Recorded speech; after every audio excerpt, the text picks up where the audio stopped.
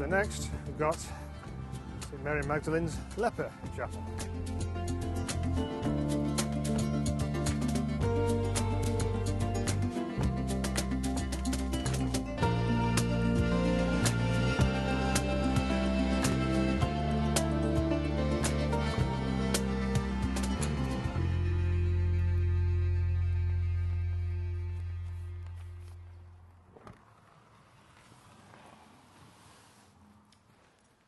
So this is the chapel of the Hospital of St Mary Magdalene here in Ripon.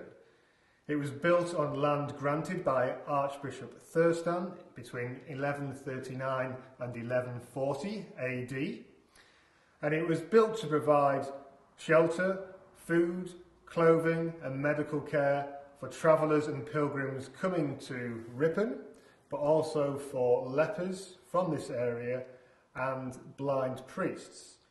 And it's from this concept of hospitality that we get the name hospital. So there are some surviving features of the original 12th century church, particularly around the door, around the outside, and in the Norman font as well. The rest of the church, however, is a survival from the 1500s, and this original chapel was probably sacked by the Scots after their raid in 1321 after the Battle of Bannockburn.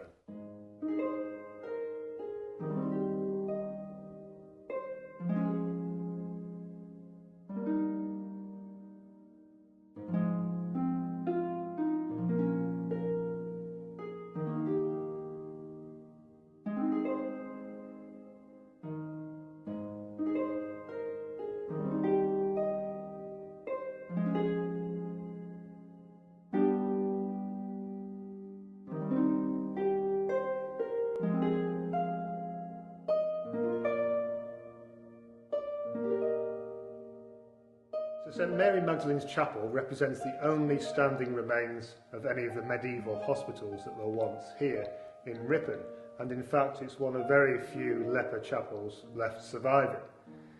Mary Magdalene was often associated with leper hospitals and chapels because as an outcast she was embraced by Jesus, just as the sisters were doing here in her name.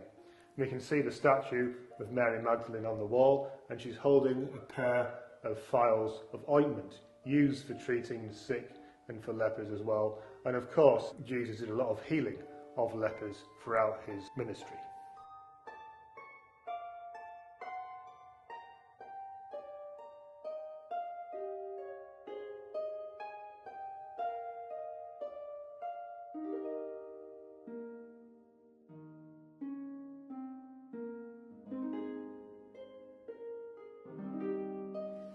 Beneath the stone altar we've got this amazing mosaic floor made of stone tesserae, and it's said that the central motif there is from Roman remains in the area. It's been reused, and in fact there's lots of similar motifs found around the area.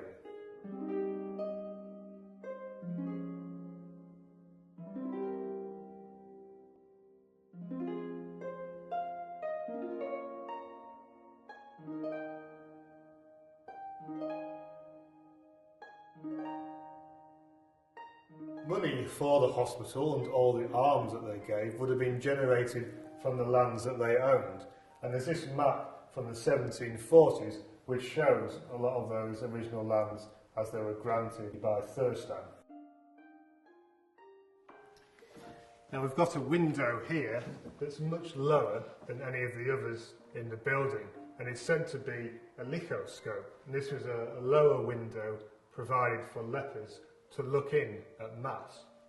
Now, in the window still, there's this little covered box which has a very interesting feature. It's a wooden bell.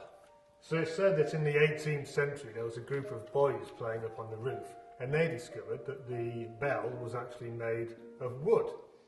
And it later transpired that the master of the hospital in the chapel here had a bit of a taste for port and had sold off the original metal bell to raise funds and replaced it with this wooden one covered in gunmetal.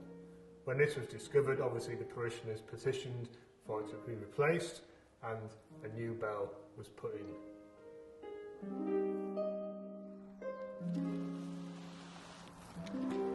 So from here, it's down to the River Ewer, onto our next stop at Sharrow Cross.